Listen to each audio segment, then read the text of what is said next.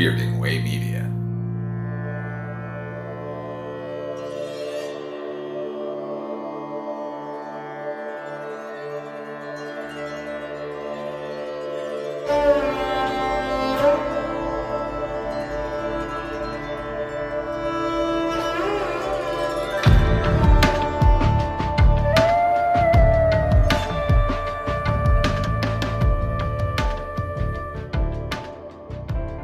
Hello, everyone, and welcome to the Bollywood Cinema Club, a podcast where we take a look at films from the Indian subcontinent, not just Bollywood films, but hey, you and I both know that a lot of Westerners don't even know that there is anything other than Bollywood films, which is unfortunate. I am your host, Chris Dashew. I do host the Culture Cast, which is the show that this one essentially has spun off from in the subsequent episodes since.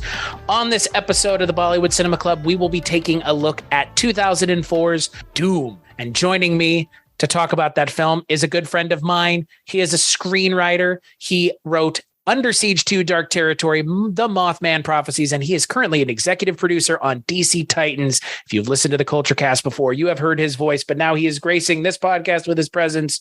Your friend and mine, one Richard Haddam. Chris, thank you so much for having me on. Your reputation precedes you. That because this is a new show of yours, I have to bring a certain level of decorum. I've become very lax on other shows, and now I want to bring a certain level of respectability to this.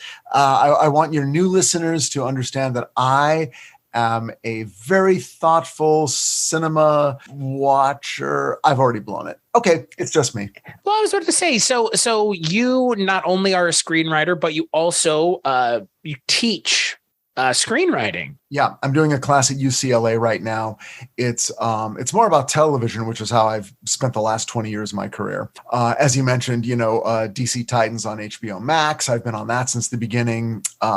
And so the class that I teach is more about television, and it's not exactly a script writing class as much as it is a sort of what is the DNA of television, a television pilot or a television show, and how can you take your idea and sort of arrange it in such a way that it can live and prosper as a long-running television series.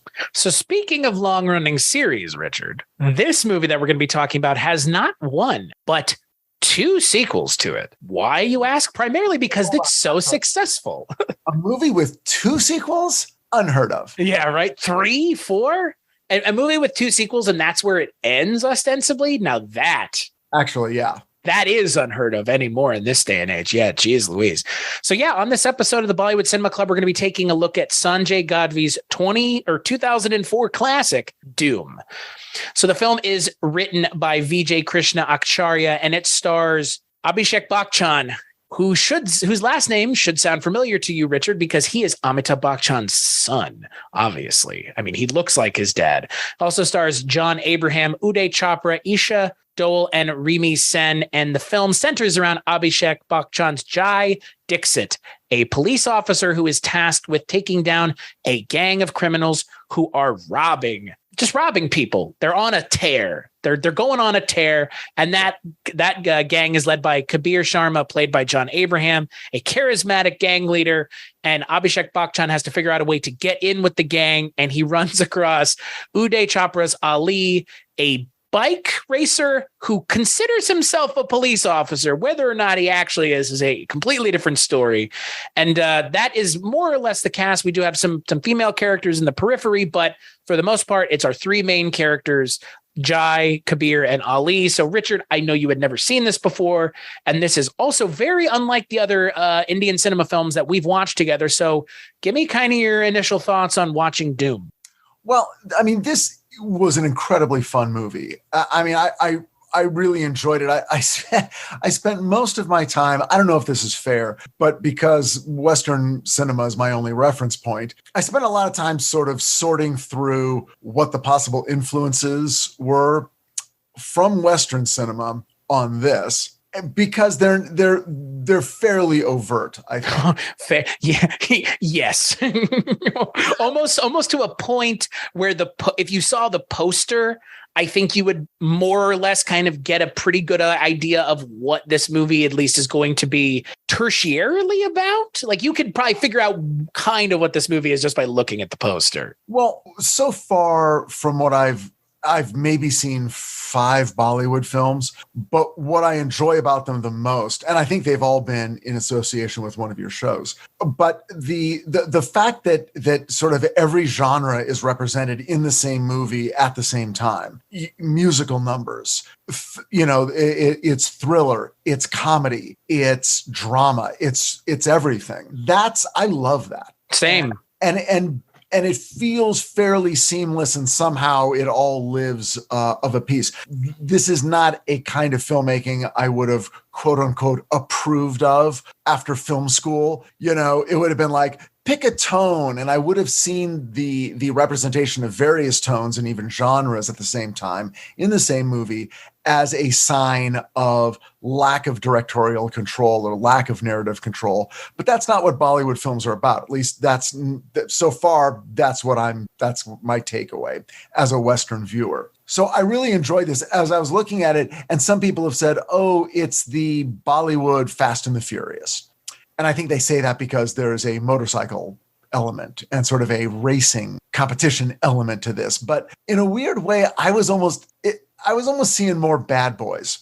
I was seeing some Will Smith, Martin Lawrence. I also saw a lot of Ocean's 11 or the Ocean's series and it's more like a specific moment in this film I'm sure we'll talk about it, but it's a specific kind of storytelling technique that they use in a scene that is very evocative, and it evokes a thing that they do in the Ocean's movies like multiple times throughout those movies, where it's the reveal, where it's being revealed and you're seeing flashbacks of what's going on while it's being revealed, and they do it in one scene multiple times, recontextualizing it. This movie does it to pretty good effect at the end, but that at the time would have been like right out of the Ocean's movies. Like if you're watching this as a Westerner in 2004, you're like, that's from the Ocean's movies. But you know what? Like the Ocean's movies, it's like they came up with that idea. It's not like they're the ones who invented it. Just like Fast and the Furious didn't invent a car heist movie either. That's the insanity of people going, well, it's like Fast and the Furious. Well, and Fast and the Furious is like Death Race. Fast and the Furious is like Gone in 60 Seconds. Like to say something is like something else is inspired by it is one thing, but directly whole cloth ripping something off and transposing it into your film is something different. Well, it almost feels like if you're taking one thing and there's like one other movie that is super influencing your movie, to me that seems a little less okay than a movie that's like grabbing from 10 movies. It's like, right. I 100% agree with you. Here's our Bad Boys part. Here's our Beverly Hills Cop part. Here's, sort of the Fast and the Furious element. Okay, now's our Ocean's 11. Now you're just grabbing from a lot of things that sort of live in the same action comedy genre. You're just grabbing from a bunch of them. I think maybe the only genre they didn't grab from was horror. There was really no supernatural angle in this movie, which was fine with me, believe me. Well, there might be a supernatural angle at the end, given that there are 2 sequels and the character survives. So, but supernatural in as much as like any of these kinds of movies ever have a character going over a cliff and surviving, like right. Well, I mean, it has the sort of joyful, knowing indulgence of a style or a moment that, like, in a way, the mood I was in watching this was the mood I was in watching The Mummy with Brendan Fraser. Sure. It's just like, look, you know what we're doing. We know what we're doing. We all know that it's on a certain level absurd. Let's just accept that, put it on the table between us, and now let's enjoy ourselves. We're not going to break we're not going to break a sweat trying to convince you that this mummy is a real thing that could really happen. We're going to have some fun. And they tell you early. And as long as the movie tells you early what it's all about, then I'm in. and it sticks with it. So I was having a good time start to finish. I misspoke. John Abraham does not come back in either of the sequels. So he jumps off the cliff at the end of his movie to his death. Well, and you know what's funny is that did not leave a bitter taste in your mouth. No, it's earned. And I think, to your point, and this is something I've said on almost every episode we've ever talked about an Indian cinema film, but you beat me to it. So I will echo it. The naturalistic quality to these films is what has drawn me to them, because there is this, and I think you clearly have mentioned it, in Western cinema, there's an expectation that it's a horror movie. Right. So be a horror movie. And it's like, if you're trying to make a movie about the way people interact with each other in reality, it's not that easy, because most people aren't running into those kinds of things on a daily basis. People do deal with horrible things, but they're not necessarily dealing with Michael Myers chasing them to the house. You want to do that movie and lean on those conventions, fine. But if you want to make a movie where it's just existing in the real world and the things that are happening are crazy, but it still exists inside the context of a real world, then why wouldn't there be multiple tone styles? One day is different from another in your own personal life. Some days are going to be good, bad. Some are going to be a mix of the two. To say it has to be, to put a binary focus on art, or which is, cinema is art, is to miss the point of why you're doing it to begin with. To put an automatic constraint on yourself is fine if you want to, but you shouldn't feel like you have to or need to. Well, yeah, not only that, but, and again, I don't know, so please, listeners, forgive my ignorance of, current Indian pop culture or Indian pop culture from 2004. For instance, I don't know if Esha Deol is primarily known as a pop star, or as an actress, or if she just sort of does everything. But I almost felt like the role she played in this movie would be the role somebody like, Madonna or Shania Twain, or something like someone who's primarily known for music. If they got cast in a movie, and the feeling on the part of the filmmakers would be, well, if we're going to have this pop star in the movie, let's have her do some pop star stuff. Let's have her perform. And so then they just create opportunities for that to happen. Same thing with Rini Sen. The movie opens with a big musical number that she is doing. And I'm watching her and I'm going, well, this is great. And maybe she's just an actress who can sing and dance, or maybe that's how she's primarily known, or maybe there's less of a distinction when it comes to Indian movies and music and culture, that they're just sort of like, yeah, there's no giant firewall between pop star, movie star, and they can just move freely between one and the other, which is actually in Western film a difficult thing to pull off. Well, so here's the thing. So in Indian cinema, the people that are singing the songs are not the actors on screen. So most of the time, it's actors lip syncing to actual artists singing the songs. So instead of doing like a Sweeney Todd where it's Johnny Depp's going to sing, or La La Land, we're going to pay actual recording artists to sing, and then you will do, you'll lip sync to it in the musical numbers. And but at the same time, that's because these musical numbers are just part of these films. It's just part of it. It has to have something. It feels like our way of saying it has to have something for everyone. But I don't think that's what it is. What I feel like the more and more I watch these movies is, it's not we feel committed to having something for everyone. This is part of the way we tell our stories. Right. Is to have music and to have big bombastic love triangles with characters, or characters falling madly in love. I mean, so many of the themes of this movie have been echoed in Diwar and Sholay, these other movies that we saw that are from 20, 30, 40 years before this, but they're talking about the same basic human things that I think, again, a lot of these films that we've seen are touching at the core basic human emotions and feelings, but wrapping it in these movies about, motorcycles and heists, or brothers separated by different sides of the law, or, I forget Sholay, what the conflict there was, but at the core, it's still about the relationships between the people at their core. And American cinema doesn't do that as much anymore, unfortunately. Or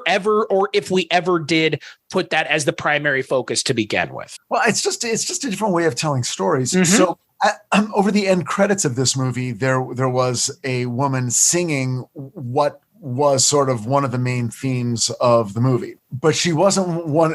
It was not Remy Sen or Esha Diol, so I don't know who that was, but it did sort of make me feel like, oh, wait a second, is this the woman now who popularized that song, and now we're seeing her do it or something? Because that is not one of our two leads in that final closing credit sequence, which sort of feeds into, it's like, I guess it's very accepted that, oh, okay, we're not expecting this actor to do all these things. But what's funny about it is when I went on IMDb and looked up these actors, Abhishek Bachchan and Uday Chopra, their bios run 6, 7, 8 paragraphs, and it's actor, writer, producer, singer.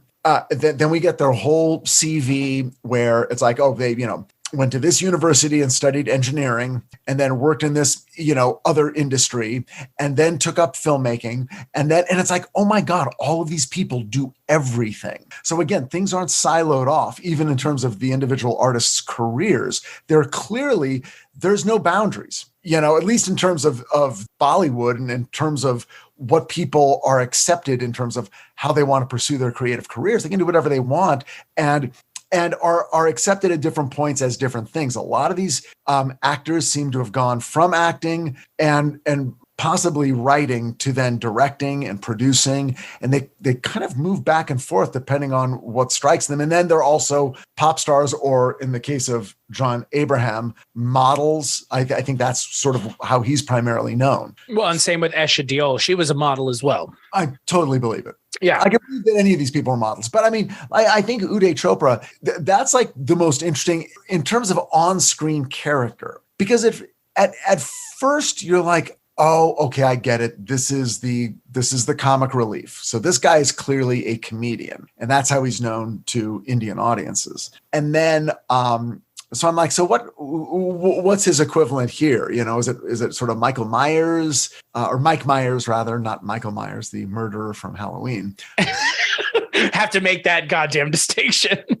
It's like who is he? Is he Martin Short? Is he somebody else? But then he is an amazing dancer. Then the movie asks him to participate in a long fight sequence where he's clearly athletic and a great fighter and stuntman and can do all that. So it's like, oh, even there, it's not siloed off. It's not like you are here for comedy and comedy alone. It's like, oh no, he's doing musical numbers. He's doing it all. Well, and again, I think that's what for me is the draw for something like this film specifically, is the charismatic leads in Indian cinema do everything. They're expected, like you said, to do everything. So singing and dancing and being in love, but also kicking ass. Like those expectations are not only, I think culturally expected, but then I think well executed, particularly in this movie. I think all three of the leads,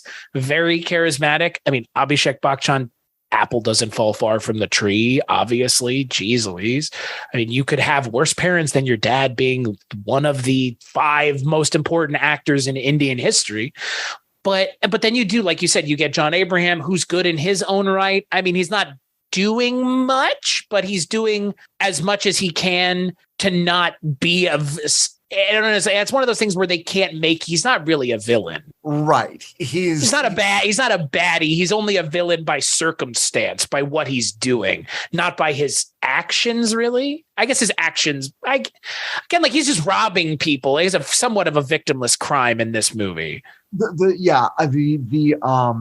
His character engine isn't fueled with rage. He's not a psychopath. There's not a huge backstory about how he feels the world has treated him poorly. He's a guy who apparently is really smart and has figured out a way to pull off some heists. And at a certain point, he's going to be done. Once they do their last one, he's taken off with the money and he's going to go relax. It's not like he's going to go build, a space laser or use the money to buy a nuclear bomb from terrorists and kill 1 million people. He's not that kind of bad guy. He's just good looking and likes excitement. Remember when the Fast and Furious movies were just about simple things like stealing money? Like that's what this movie, watching this movie, feels like. It feels like a return to a time that we don't make movies like this anymore. Low stakes action movies. Like everything has to be, the world is ending, and the giant laser shooting into the sky, or the giant blue sky beam of whatever destructive power.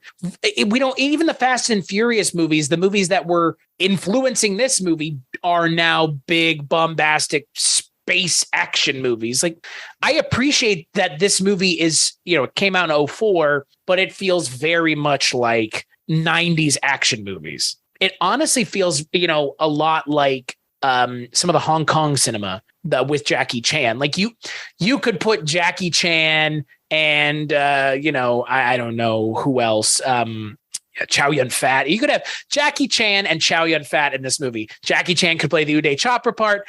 Chow Yun-fat could play the Abhishek Bachchan part, and then John Abrams. Yeah, like, you know what I mean? Like, shit's perfect. Like, the story is so universal that you could watch this movie even without the subtitles on, and I think you would still understand what's going on because the characters are painted so broadly, which I've said every time I do this show. But that is what I love, is because they're painted so broadly, they feel like real people. They really do. Like, even though it's a broadly painted character, the actors inhabit the role so believably that I don't think it's an actor. I think it's the character. Yeah. And they, it's funny you talk about the subtitles. There was a lot of times where at various points I'm like, do I even need to be reading these? I'd rather just watch the people. I don't think I'm going to get confused. I think if I just watch the visuals, I'll be able to get 99% of the story I'm supposed to get. There was very little I thought I was missing. But it was one thing that surprised me, though, is that, at the end of the movie, they didn't go very far. Like, it wouldn't have taken much, but they kind of didn't circle back on Ali's wish to have, the love of his life. You kind of get the feeling that maybe Sheena is going to be in his future somewhere, but they don't bring that back. And I was a little bit surprised. And you don't even see Sweetie again. Sweetie kind of drops out.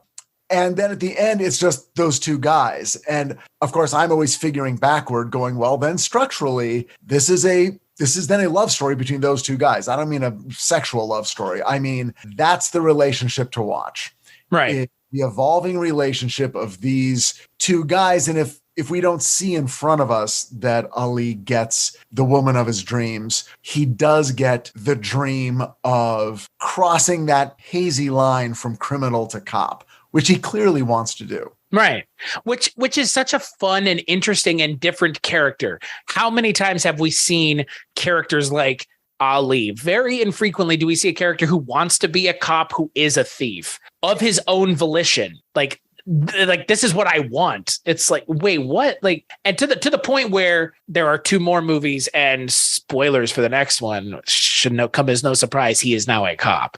So obviously, but like, to your point, it's funny, they play with your expectations and the conventions at the beginning of this movie, where you do kind of expect that it's going to have more of the romance lean or angle, and it kind of does. And I think to your point, it also does underserve it a little bit. I think you could have had some sort of conclusion with at least the Esha Diol character, because it does feel like it's not wrapped up. But again, at the same time, it doesn't necessarily need to be, because the main story between the two leads and their interactions with Kabir, that comes to a logical conclusion that I think really works, but it does kind of leave some ends kind of loose and hanging, even if they didn't need to be tied up necessarily. Yeah, like, I guess Sweetie, we know that they're, she's married to Jai. We get it. There was. There you go. Like, nothing's changing. Yeah, nothing's changing there. And there's just that final moment with Sheena where you do get, she doesn't want to tell him, but she repeats one of his lines, and it's just enough to tell us that she's like, okay, the cold surface might be melting a little. This guy's put in the time and the work to actually be around me. Okay, I might be slightly open to the possibility that something will happen between us. And yeah, I mean, again, like, I don't think the movie needed that love story or that romance between the two of them, and clearly the movie didn't think so either, given that it doesn't really, I mean, again, if that's the kind of way that they're concluding it, perfectly fine. And she's not in the second or third movie, so Oh, really? no, yeah, so Holding that off, it's like, well, they make such a deal, and I love the thank you, mommy, his constant looking to his dead mother in heaven to send a woman his way, but see, I assumed maybe in the second and the third one they'd finally get together, or you get together with somebody. well, see, this movie came out in 2004, and the most recent Doom came out in 2013. Okay, it's covering, so that's 3 movies over the course of a decade. Yeah, and the third movie has Amir Khan in it as the lead, and he's one of the, I mean, he's in the top 5. Uday Chopra and Abhishek Bachchan, are they in it? They're in the next 2. So they're in the next 2, but the kind of surrounding cast changes. They're the Lethal Weapon. They're the bad boys. They're right. 48 hours. Okay. Right. Which, I mean, again, makes sense given the way that this story plays out and given the way that they tell this story. And the relationship is clearly the relationship of the two with the two of them is the centerpiece of this entire franchise. Clearly, if they show up in the other 2. So, but I'll tell you what, Abhishek Bachchan is a fantastic lead. He works really well in this role. Yeah, he's great. And he's funny when he needs to be funny in a very low key way. I got to tell you, Chris, I almost don't know how to talk about a Bollywood movie because I don't know what I'm supposed to compare it to or expect from it. We're Westerners watching this movie, so we're bringing our perspective to it. No one is expecting us to have a complete Bollywood history at our fingertips. That's the point of this. Point of this podcast is twofold: to introduce Westerners to Bollywood films, but also give people who watch these movies in India and a sense of what Westerners think of their movies and show that we can appreciate these movies. We're not just watching Slumdog Millionaire and that's it. Well, but you know what I mean? Like you live in Los Angeles. You undoubtedly have friends from the Southeast Asian subcontinent. If you told them that you'd watch Doom, they would be surprised. Oh, yes. Shocked. If you told them you watch Sholay, they might be even more surprised. I'm trying to change that because these movies are fucking amazing. Every single one of these movies that I have watched for the most part has been really good in a not surprising way. Yeah, I mean, 2 of the writers on Titans, a writing team, Josh Levy and Prafika Srinivasan. They do a web series called Bollyweird.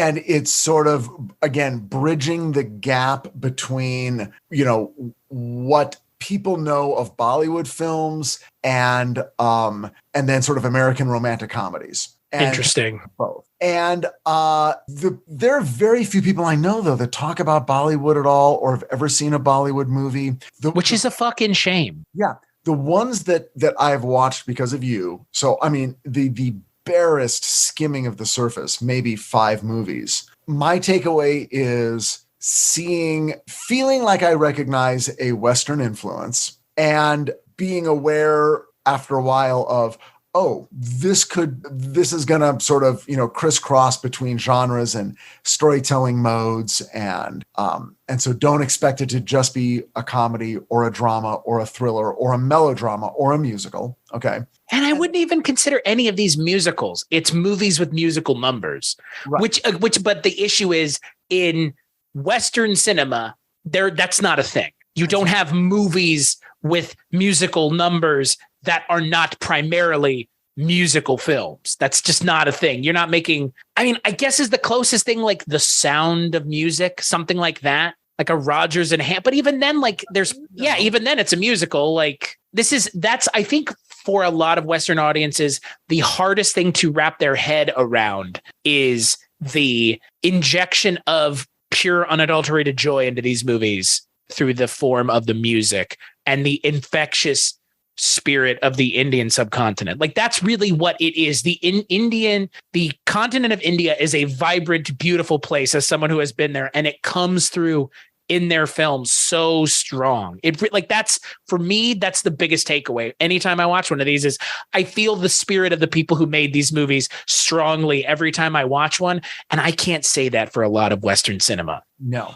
Most Western cinema, even. Jesus. I've enjoyed each one of the movies I've seen simply based on entertainment value. Just the sheer sort of enthusiasm and desire to be entertaining. It's almost like the rule is don't be boring. Right. Exactly. And some of these movies have been 3 hours long and have every right to have sort of long, self-indulgent down spots, but they really don't. So that's my entire takeaway from what I've seen. And I think the oldest one that we watched was from the 70s. Mm-hmm. And all the way through, extremely recent, when was Gully Boy? That's the most recent one that we watched. That was like 2013. At least. But even then, like you understand when you watch that movie, you understand the point of view of the people that are making it. It comes through without even having to be said. It's very apparent why these movies are being made, and the feelings and the emotions of the people behind them come through throughout the film, and in the musical numbers, in the dialogue, in the way that they're shot. Well, and the actors are so crazy charismatic. Like, I never get why more of them have not crossed over. Maybe they don't feel the need to cross over into American. I wouldn't. The audience in India is bigger. Well, Jackie Chan at a certain point was like, well, I've got fans in America and, in the West. Why don't I do a few of those? And because the audience in America was bigger. The audience in India is bigger than the audience in America. I see. And the audience in Hong Kong is a lot smaller than the audience in America was. And I also think, to be fair, Jackie Chan had a much easier hill to climb. What he was doing, somebody else had already come along and opened the door for him. He just walked through the door on his hands as opposed to walking through on his feet.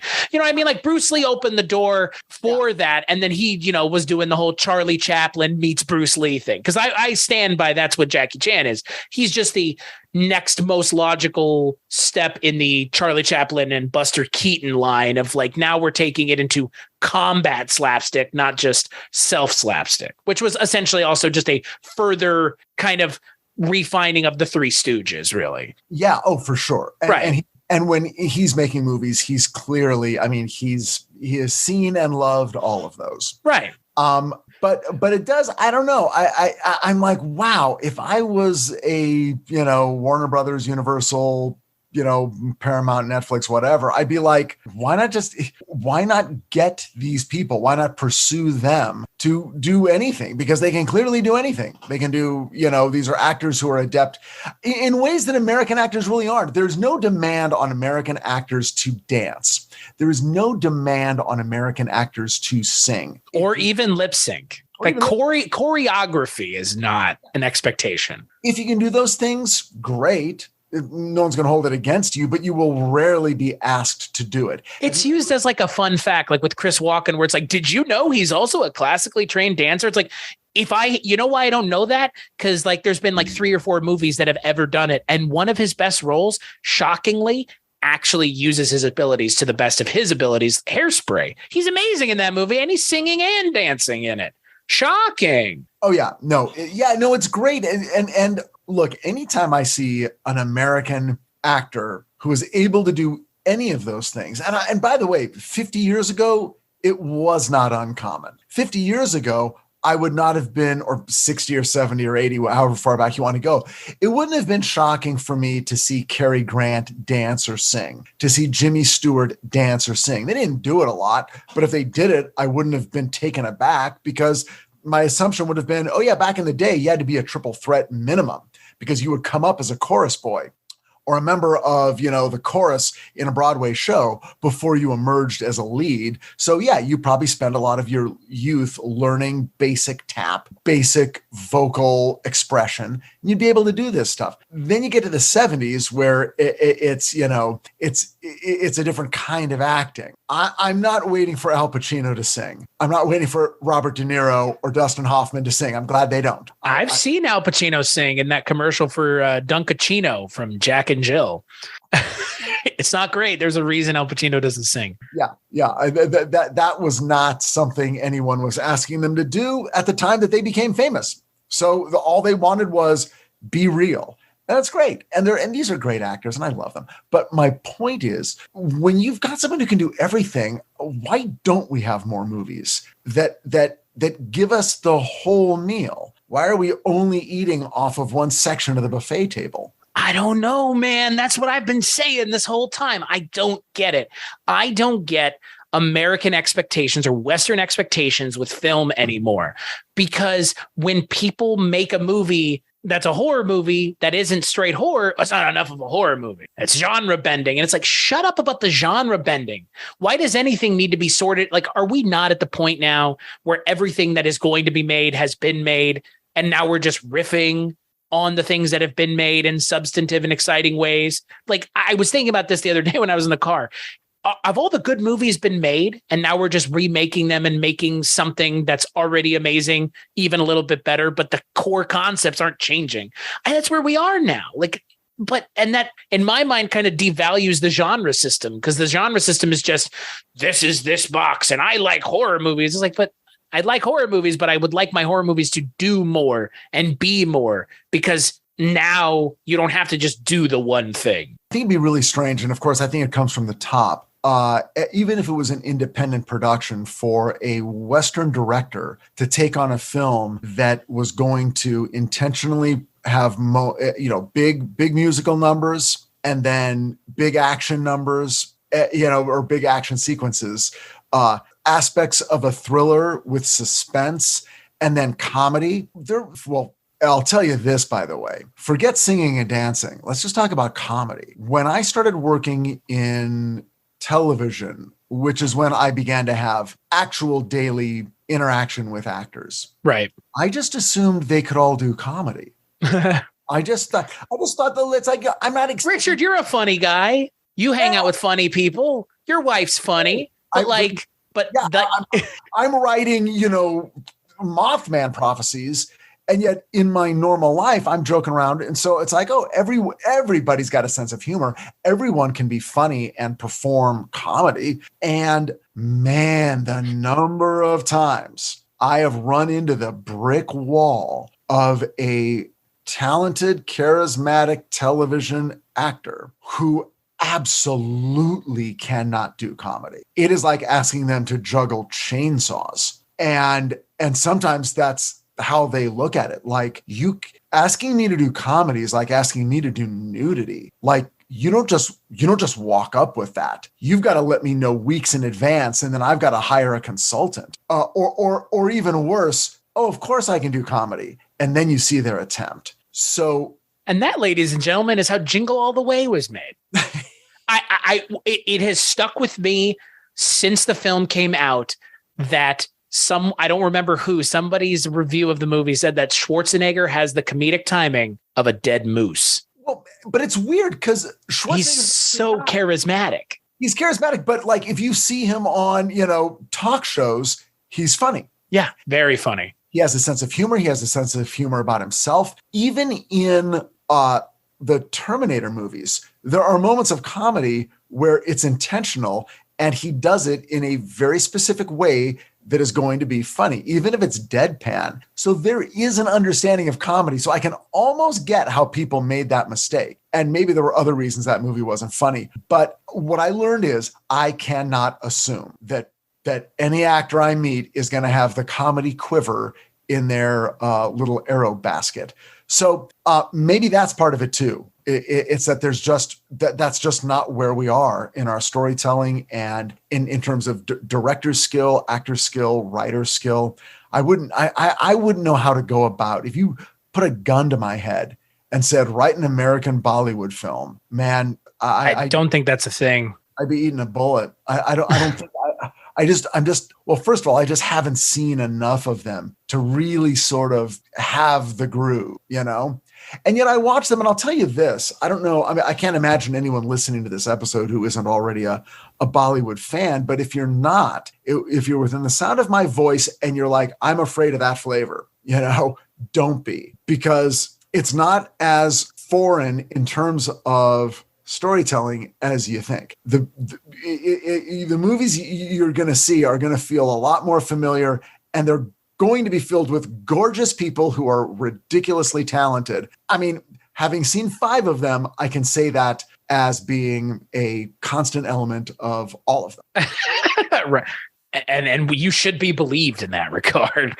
But as someone who has seen a fair amount, I would agree. I mean, you take the first scene with Abhishek Bachchan in this film. He comes up to an inspector and he's like, hey, the inspector's like, hey, I'm waiting for ACP Dixit to show up. So get out of the way. Manoj Doshi playing Shakar. Yeah. And he's like, no, I am him. And he's like, what? And like it again, it's a funny scene that's played for laughs, but Abhishek Bachchan's not being funny, but he is being funny by the way he reacts. And it's that subtlety with the way that things are done that, like you said, like it's comedy, but it's not like everybody's not laughing out loud. It's just written in a way where it's the kind of comedy that happens throughout the day with misunderstandings and just miscommunications, which is not the way that's normally written in Western comedy. It's jokes and funny observations and stuff. It's not just from, that's a situational thing, which is kind of fallen out in, I don't know. We don't lean on sitcom tropes in movies. No. Well, Bollywood has their own tropes, Right. And again, I mean, every Bollywood film I see makes me want to see 10 more, because I feel like I want to take a deeper dive just so I can have more points of reference, because the more I see, the more I'll be able to go, okay, all right, now I'm beginning to piece together a picture of what these various directors, writers, producers, actors are trying to do, how often they're succeeding, when they're not succeeding as strongly. I'm just thrilled I'm not bored or confused. Those are my two. And when I go to American films, I'm afraid I'm going to be bored and confused. Right. This is not an Indian cinema thing. This is just cinema in general.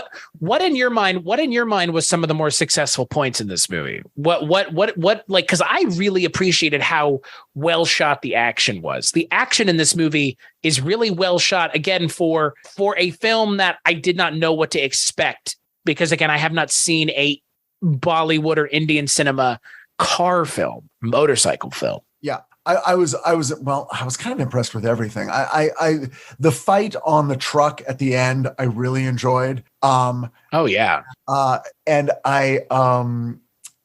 I also really find myself in love with what I'm still calling the musical numbers. And Uday Chopra's performance, was so fun and just so delightful and endearing on every level. Ali is just a great character. And then I sort of came around on Abhishek Bachchan. I was like, oh, okay, he's got the less flashy role. His job is to play the straight man. But then even he, was given moments of, oh, okay, now we're seeing under the surface, and we're tipping our hat to the audience, saying he knows what movie he's into. Right. So it's like, I don't know. I mean, I just enjoyed so much of it. And when I expected the story to lag, more invention came in. I actually thought it was pretty well plotted.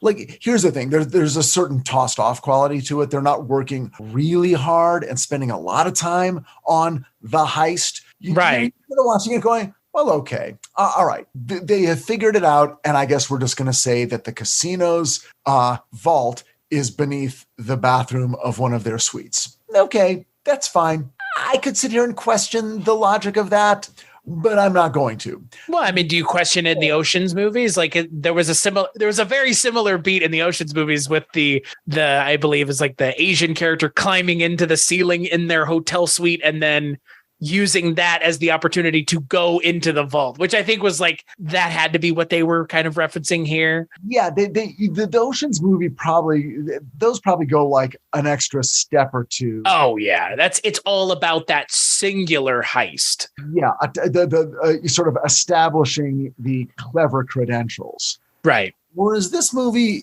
that clearly wasn't in the top 5 things it was even doing, was we've got to prove to you how smart we are, that you're going to come away from this thinking we are experts in casino security, high-tech thievery. It's like, you know what? We're going to use some props that you recognize from other movies and some editing techniques that you recognize from other movies to signify that this is the moment of the Mission Impossible heist. And that's all we're going to do, because we got other things to do, because we've got a musical number going on upstairs, and we've got a guy who's in love with someone who's not in love with him. And now we've got a whole other concluding half hour we've got to sell you. So we've got other fish to fry.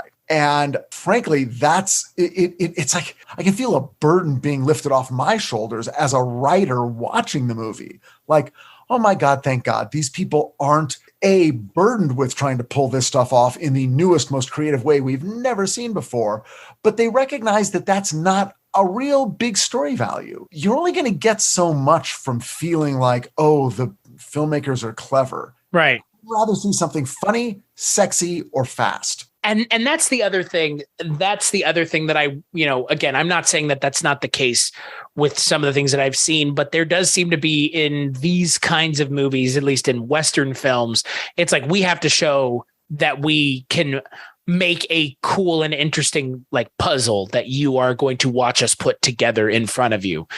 And yeah, this movie's focus is more. This would be like if in Ocean's 11, it was more about the interplay between George Clooney and Brad Pitt and Matt Damon, and that the way that they interact with each other and the story between them that's being told. And George Clooney's interaction with Julia Roberts, because this movie is about the human interactions more than what they're doing or how they're making the dice to rob the casino. Or like you said, what does that serve? It serves just to be cool, I guess. Or what it honestly feels like to me is we've thought about everything. And not only have we thought about everything, we have to show you we've thought about everything. We have to, like you said, prove to you how smart we are. Yeah. And it's just fucking exhausting. It's fucking exhausting. And it's not necessary. I mean, the thing that rises to the top, like you said, are the charisma of the actors and the enjoyment of seeing them interact with each other, which again, like I would say the most meta example would be the way Julia Roberts enters into the Ocean's 11 movies, where she's almost playing a character named Julia Roberts. Well, in the third movie, they go that far. Yeah.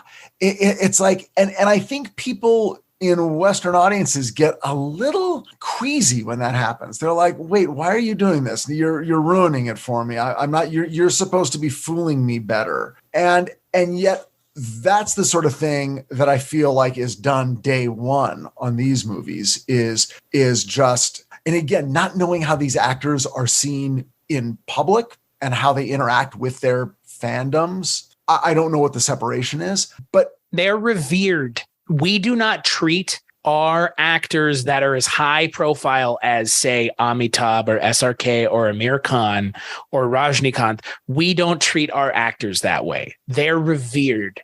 It's like a cult surrounding them. But that used to be the way it was back in the 60s and 70s and 80s and 90s. I mean, even now, that is the way it is. But here in our country, we're giving a lot of credence and attention to people that are completely untalented and don't deserve attention. Well, it's almost like I wish when you hear people talking about the Fast and the Furious movies, especially now, there's always this sort of apology that comes with seeing those movies. And people say, yeah, I saw Fast 9. Oh, how was it? Oh, it was ridiculous. I mean, I had a good time. It was fun, but I mean, it's completely insane. Right. And you hear that and I almost wish that there was a place and, the Fast and the Furious movies. In other words, all this makes me think is that the Fast and the Furious movies should be funnier, faster, take themselves less seriously, and have musical numbers. And I would like them much more. And then everyone could just pull the stick out of their ass and enjoy themselves. Because I don't think Dhoom was trying to do anything more than that. And it achieved it. And I think the people who went and saw it knew exactly what was being served up and ate it up and enjoyed themselves. So why not sort of, again, unburden a certain kind of movie from having to do that stuff. I think maybe the closest we get are some horror movies that are willing to be over the top in terms of gore and at the same time also be funny and weird and shocking and unrealistic. But also the other question is like character driven, right? Because that's the other thing about this movie. It really is all about the character interactions. Yeah, that's true. That's true. I never felt like, oh, it's relying on surfacey flash. It gave me characters that I enjoyed being with, that I understood as human beings and cared about, as much as I needed to. But characterize that or compare that to something like Fast and the Furious, where I've seen a fair amount of those movies. There's like 10 of them at this point, or 9. I have never cared about any of those characters because the characters don't matter to the plot. They just exist to further along the plot. They're not actually characters that we're supposed to care about.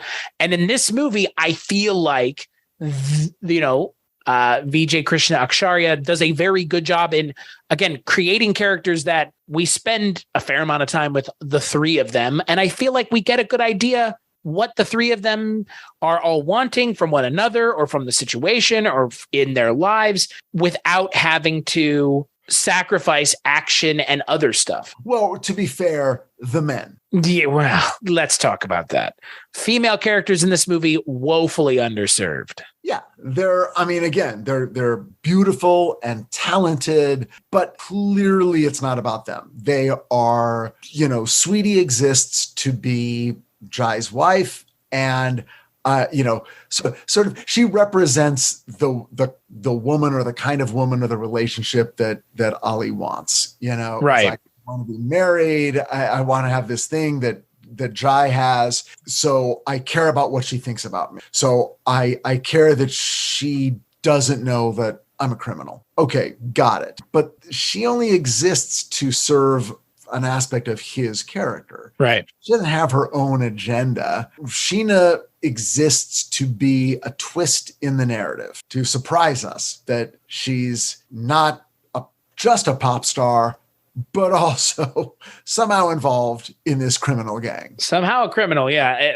Sure, why not? The perfect cover. Yeah, I mean, hey, those magicians had a pretty good cover when they were stealing things. Yeah, So that's her deal. She doesn't seem to be, she does not have her own story. No, but I mean, to be fair, if they're using a lot of these other kinds of movies that inspire this movie as reference points, neither do those. True. Unless they're conceptually designed that way. Like, I enjoyed this movie a lot more than I have enjoyed the Western equivalents because I do not seek out the Western equivalents of this kind of movie. This is not the kind of movie I watch. I am not a Fast and the Furious watcher. Like, that is not a film series I watch. Yeah. I like the Ocean's movies, but this movie doesn't have a lot of that. It's like a couple scenes. It's definitely more Fast and the Furious inspired. If you use Bad Boys as a comparison, which again, I think is pretty close. You think that's the best comparison? In a way, I think there's sort of a Will Smith, Martin Lawrence vibe going on with you guys. I've never seen Bad Boys, so. Wildly entertaining. Sure, I believe it. I believe it. Over the top action, but comedy and the relationship between these guys, and then also their girlfriends' wives later on in the third one. Those all and kids, the family aspect, all that stuff comes in. If you have Will Smith singing in a Bad Boys movie, and you'll be 61% toward a Bollywood film. Well, but again, I mean, that's the thing. None of the actors in this movie, I think, are actually singing. I think all of it is just playback singers, which, I mean, playback singers in Indian cinema that's a big deal. Like, that's not a thing in Western cinema anymore. But still, that is a highly sought after and well-regarded job in India, is being a playback singer. Well, Will Smith could do it. Well, or someone could sing for him and he could lip sync it, I think, rather convincingly. Yeah. Isn't that funny? That's also like that is, it's sort of like verboten. It's that's my point. It's like they're doing things in Indian cinema that we have like not just left behind, but people are making documentaries about people doing that, aka the Darlene Love story with 20 Feet from Stardom is literally about playback singers. That's not a job that like is given, like you said, not even any attention, but not even any respect anymore. But then you end up with a movie like Mamma Mia, where Pierce Brosnan, who's fantastic, he's a great actor, he's a great comedian, not a singer. Where are those happy days? They seem so hard to find. Oh, Pierce. Gonna stop you right here. You watch that and you're like, no. How did somebody think that was okay? I don't know. Maybe it was in his contract or something, but it's like, can you imagine that? Pierce has to sing no matter how bad it is. Pierce is that Peter Skarsgård? Is Stellan Skarsgård? Is that who's also in that movie? Again, is he singing that movie? He probably does. God. Maybe he does. All I know is you shouldn't be watching the movie. I would rather watch a movie and go, wait a second, is that his voice? Than watch a movie and go, oh, I wish this was not his voice. Yeah. Paul Sorvino in Repo the Genetic Opera, very similar thing. You think about Paul Sorvino singing opera? Oh, it's not good.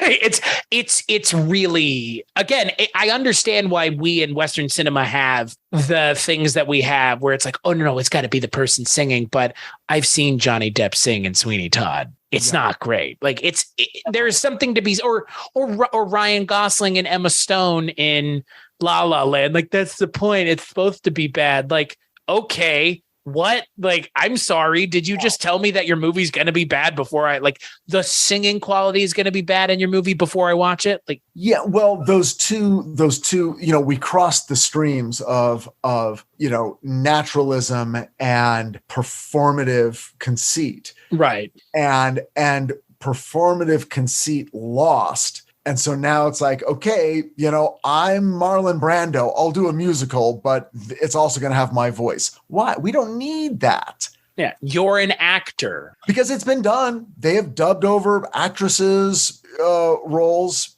since time immemorial. So why not just dub over everyone and let us enjoy the movie for once? I don't know. I've seen Bugsy Malone. In that movie, they dub over children with adults. It's weird, but it's only weird because it's children with adult voices coming out.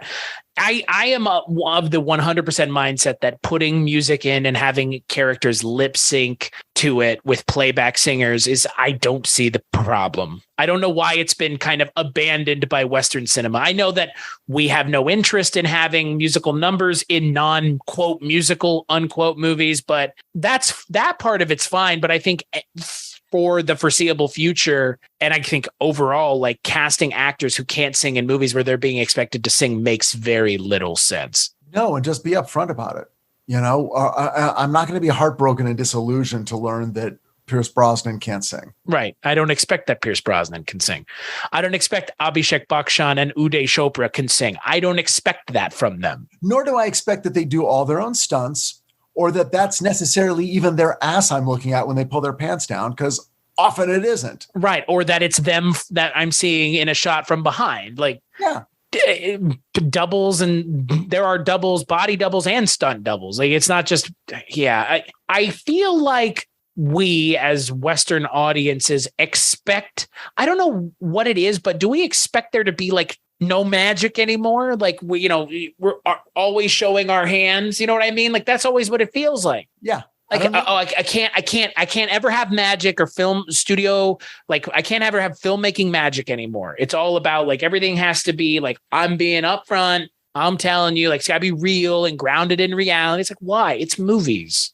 Except for the, $200 million of CGI, right? Which often has the unintended effect of making the movie less entertaining, less compelling, less visceral, and less believable. And if we were living in an era before this one, what we would be seeing on the screen where the CGI is literally nothing, because you couldn't do it. So you didn't do it. And you worked, it was a limitation. So you had to work around it. And God knows how many scripts exist from the 80s and 70s and 90s and 60s where it was, we can't do this because it's too expensive and technologically impossible, and CGI makes the impossible possible. But then you watch a movie like this, which has very little CGI, all practical. Right. And then plus has some filmmaking flourishes which are so clearly goofy. Split screen and weird blur effects that are basically insisting that you constantly are aware that you're watching a movie. A movie called Dhoom, nonetheless. It says it like the little musical Dhoom. It says it so much. It's like a sound. The title of the film is a sound effect in the film to get your attention, like Dhoom, Dhoom. It does it over and over. I'm not complaining. It's just you wouldn't want there's not a Western cinema version of that. I can't even point to something like that. Like that's just again, it's a weird. It's not even weird. It is a specific technique that I have seen before in other Indian cinema films. So it's an Indian cinema thing. It's not often paired with like a specific auditory cue, but sometimes it is. So it's less surprising, but at the same time, if you're not a Western audience member, you're not going to be surprised. No, if that happened, you would assume it was a parody. Yeah. You would think that, oh, you're doing this to be funny. But the whole trend in American filmmaking, the one franchise that was able to embrace sort of a loopy, elevated aesthetic were the James Bond movies. And boy, did we grind that beneath our heel. Right. God forbid it stretches credulity. So now we have some very well-made films, but there's no rush of adrenaline. There's no burst of joy. There's no jumping out of your seat and shaking your fist in the air when something cool happens. We're all supposed to sit there quietly and receive and then walk out impressed. And not to start reviewing a different movie, but I think No Time to Die kind of took that as far as it can go. I think even people who love that franchise like me, but who love Daniel Craig and the modern incarnation of it, I think even those people walked away from that going, what the fuck? Did I really pay this much money to a theater and a babysitter to leave my house during COVID to see this? No. I'm done. And I'll always go see another James Bond movie, but I'm glad I'm glad the Daniel Craig era is over. Well, and this movie is coming right at the tail end of those kinds of James Bond movies existing. I want to say Die Another Day came out, I think, this year in 2004. Yeah, I think you're right. Yeah. But that is seen as like such a woeful failure as a Bond movie. And like, it's not great. I'm not going to sit here and sing the praises of it, but it is a Pierce Brosnan Bond movie made with Roger Moore Bond sensibilities. Like it's, yeah, I mean, I get it. It's right. I think maybe Die Another Day stretches it too far, but when you snap back so hard, you've drained the fun out of it completely. As a human being, I'd see that movie. I'd see Die Another Day. If you asked me what I wanted to watch tonight, I'd watch that instead of No Time to Die. I would rather watch that over any of the Craig movies for the most part. I will never, except for Casino Royale, sure. I agree with you on the rest.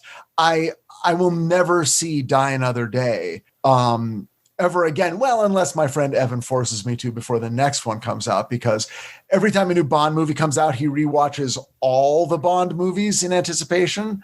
It's kind of like his own cinematic 99 bottles of beer on the wall. Sure. But and I, it's fun because, we eat and drink. So, right. That reason alone is fine. But I mean, again, stripping all that away. Yeah. I don't want to see that movie again.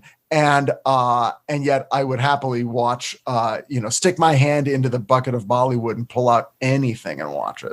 Well, and so that's what I'm curious about, the way the movie ends. Like we've mentioned, you kind of have our two heroes walking off into the sunset together. The female leads or female characters kind of don't factor into it. The next time we do one of these episodes, the two of us, we should do the sequel. We should do Dhoom 2. You know what? Why not? I mean, on the one hand, it kind of bumps me out because I'm like, well, I know, but there's such a giant Bollywood, But I don't think it's not. Let me put it this way. I think your expectations for what it are being informed by Western sequel expectations. Yeah, I mean, that's my hope, at least. Yes. Yeah, I want to do it just because it's like, well, okay. And I mean, I'll have a much closer reference point because I'll have the first movie and I'll go, okay, well, I've got something right next to it to compare it to. Was it better or worse than Dhoom? Right.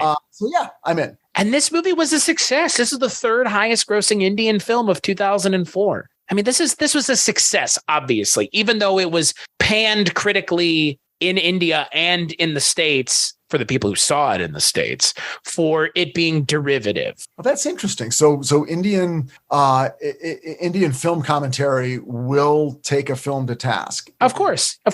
Because again, Fast and the Furious is a popular enough movie that people in India have seen it and love it. I mean, again, it's even in 2004. I mean, that's the thing. Fast and the Furious, I don't think has ever not been popular. It's just a question of how popular is it, you know?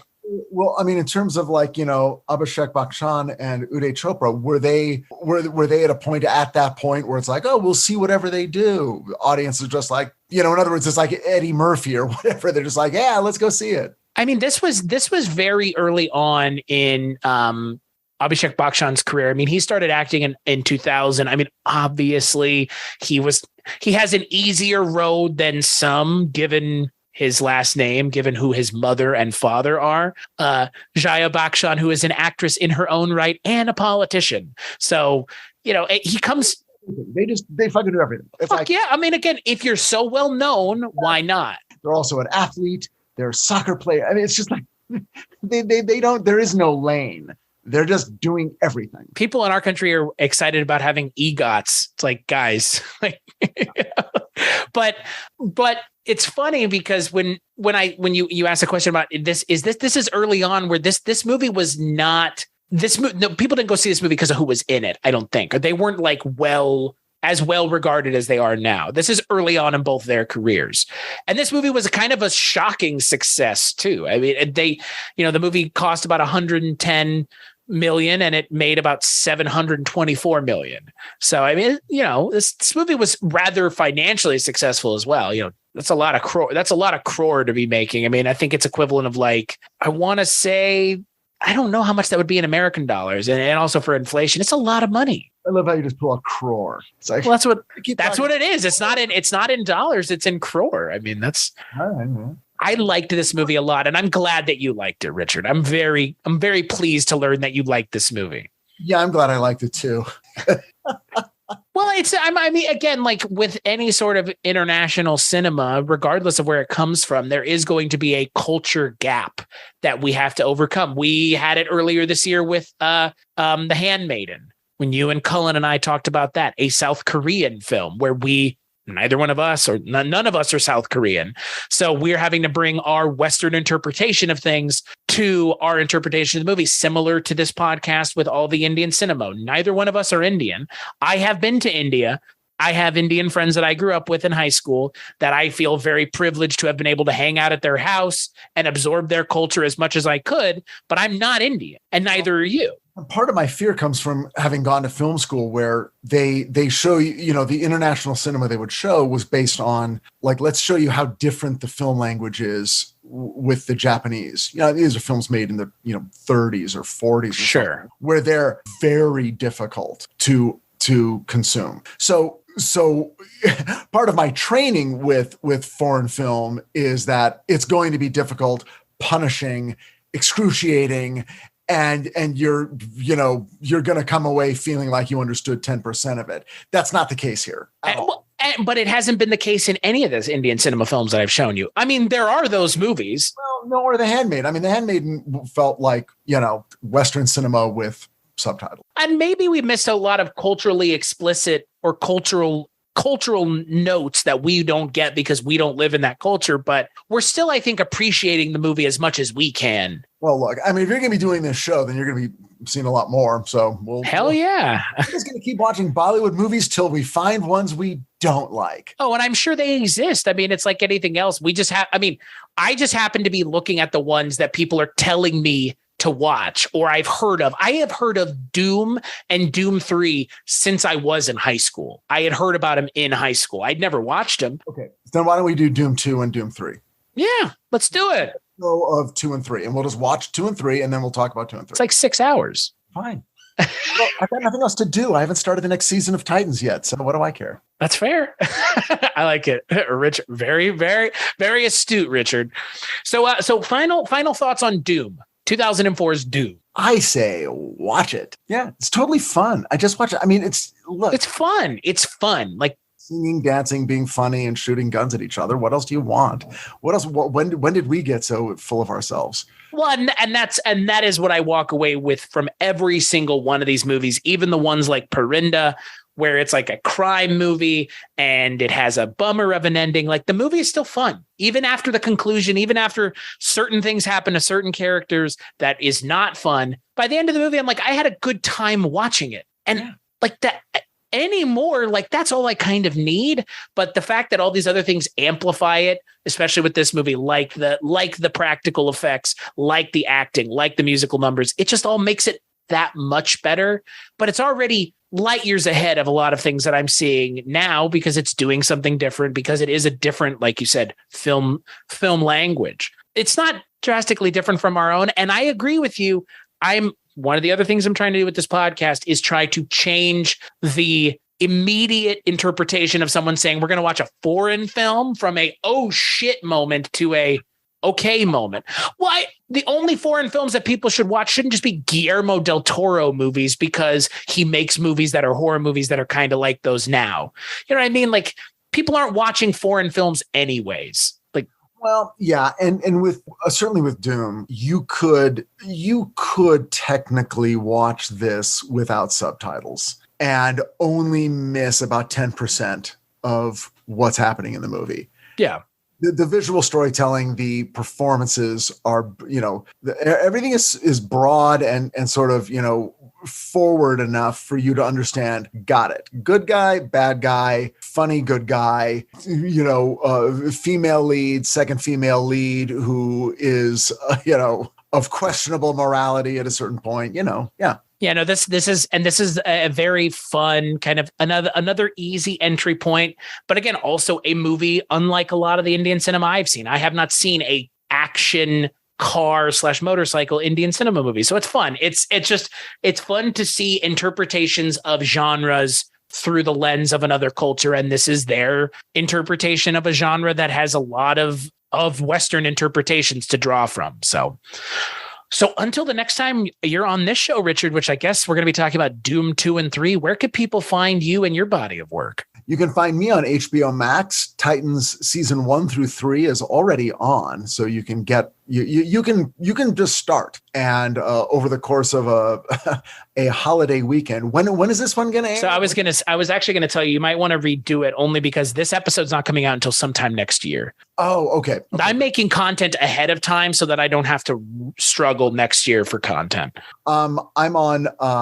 You can find me on HBO Max. I'm a writer on Titans season 1 through 4, all of which, and at least season 4, part 1 definitely is available now on HBO Max. So enjoy that. And when I'm not doing that, I'm pretty much sitting here on Zoom talking to you, Chris. It's true. I feel very honored to have a modicum of your ear. So as for me, weirdingwaymedia.com, that's where you can find me and all the things that I work on. I'm assuming that as for me, BollywoodCinemaClub.com, that's where you can find all the things that I work on. weirdingwaymedia.com, that is I guess that's the best place to find this show and 18 other shows, including 80s TV Ladies, which is the show that Richard's wife has created. So that's where you can find all those shows, BollywoodCinemaClub.com, Bollywood Cinema Club on Twitter, and all those places where you can find this show. Richard, thank you so much for letting me have a moment of your time to talk about Indian cinema. Always a pleasure, man. Just let me know when we're doing Dhoom 2 and 3. And I will catch you on the next episode.